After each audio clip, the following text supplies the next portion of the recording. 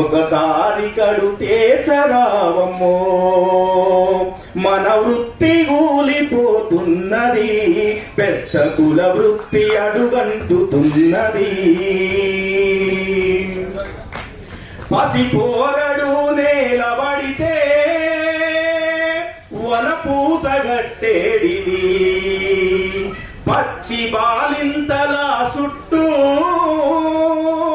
వనదాపుగట్టేడిది. కలికొండ గంజి పేర్పు కమ్మనాసన లేడవాయే, సందమామల పులుసు మసిలే చెవులటికలేడవాయే. గాడి పొయ్యిలా జాడలేదు ఈదమ్మ గడియతో గండమాయే. మన వృత్తి గూలిపోతున్నది, పెద్ద కుల వృత్తి అడుగంటుతున్నది.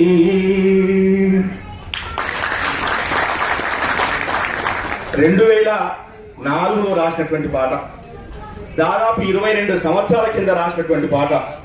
అయ్యాల మన వృత్తికున్న నేపథ్యం అది. ఇవాళ 24 సంవత్సరాల తర్వాత అదే చెవులటికలు ఇవాళ బయట పెట్టి మట్టి మట్టి మట్టి కుండలని అమ్ముతున్నది. ఇవాళ మనం పిచ్చిలేసినట్టు కొనుక్కున్నాం. వాటిని చేపల కూర మట్టి కుండలలో వండితేనే దాని టేస్ట్ మహా అద్భుతంగా ఉందో మనందరికి తెలుసు. మనం చెప్పింది మనం. ఇట్లాంటి అనేక విషయాలు ఉన్నాయి. నిజంగా ఒక సంచారం చేస్తున్నటువంటి వాళ్ళం, నదితో పాటు నడిచిపోయి మన వృత్తిని చేస్తున్నటువంటి వాళ్ళం. ఇలా కులాల ఆత్మ గౌరవం గురించి మాట్లాడుకునేటువంటి సందర్భంలో ఒకే ఒక ఉదాహరణ చెప్తా నేను. పెద్దవాళ్ళుగా ఉన్నటువంటి మనం ఇవాళ ఇన్ని రకాల పేర్లతో పిలువబడతా ఉన్నాం. 4 సంఘాలు అన్నారు. ఒక ప్రదేశ్ గంగపుత్ర సంఘం అంటాడు, ఆంధ్రప్రదేశ్ గంగపుత్ర సంఘం, తెలంగాణ రాష్ట్ర గంగపుత్ర సంఘం, తెలంగాణ బెస్త సేవా సంఘం, ఊళ్ళ ఇవన్నీ ఉన్నాయి. ఇవాళ కొన్ని కులాలను కలిపి మూట కడితే ఆ సంఘం నిలబడదు. ముదిరాజ్ సంఘం ఉండదు. ముదిరాజుల గురించే మాట్లాడదాం. ముదిరాజ్ సంఘం ఉండదు. ముదిరాజ్ కులమా?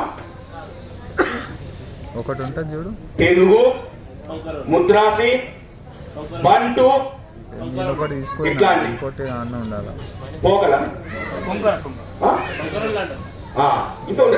ఇంకా చాలా ఉన్నాయి. సరే, నేను ఏమంటున్నా అంటే ముదిరాజు కులంలో 3 కులాలు ఉన్నాయి. ఆ 3 కులాన్ని 4 కులాలను కలిపి ముదిరాజ్ సంఘం అన్నాడు. ముదిరాజ్ సంఘం ఎప్పటికైనా ఇంకొకడు తెలుగు సంఘం పెడతాడు, ఎప్పటికైనా ఇంకొకడు బంటు సంఘం పెడతాడు. ఇవాళ ఎంత ముందర మీరు లెస్స ఎగిరి పడతా మీరు గంగపుత్రుడు నిన్న 4 లక్షలు లేరు అని మాట్లాడిండు. ఎందుకు కేసీఆర్ ధైర్యంగా మాట్లాడిండు? ఎందుకు మన కాకా మల్లేశం ఎగిరి పడ్డాడు? మనది కదా. మనం ఒకడేమో గంగపుత్ర అని రాస్తుంది, ఒకడేమో బెస్తా అని రాపిస్తుంది, ఒకడేమో భూలా అని రాపిస్తుంది. మరి మనిషికో 4 లక్షలు ఉంటాం కదా. 4 16 లక్షల మంది మనం ఉన్నాం. వాడు చెప్పే కరెక్ట్. మనం కదా, మనం మన ఇష్టం ఉన్నట్టు మన బెస్తాన్ని రాపించిన వాళ్ళు ఎంతమంది, భూలాన్ని రాయించిన వాళ్ళు ఎంతమంది, గంగపుత్రంగా ఉంటాయి. అక్కడ కులాలు ముందుకెందుకు పోతున్నాయి, వెనకకెందుకు వస్తున్నాయి, బీసీలలో చైతన్యం ఎందుకు లేదు?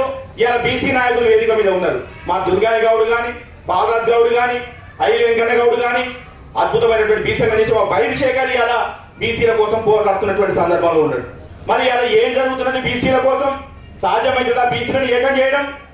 ఎందుకు కాదు అంటే బీసీలలో ఫస్ట్ మా మెట్టు సాయి కుమార్ చెప్తాడు, బెస్ట్ ఈజ్ ద బెస్ట్. సొసైటీలో మొత్తం సమాజంలో మనంత ఉత్తములు ఎవరు లేరు, మనంత నమ్మకమైనటువంటి విశ్వాసం కలిగినటువంటి వాళ్ళు ఎవరు ఎప్పుడు చెప్తుంటారు మెట్టు సాయి కుమార్. బెస్త జాతిని మించిన విశ్వాసం గలవారు ఎక్కడ కూడా ఈ సమాజంలో లేరు అనేటువంటి విషయాన్ని చెప్తారు.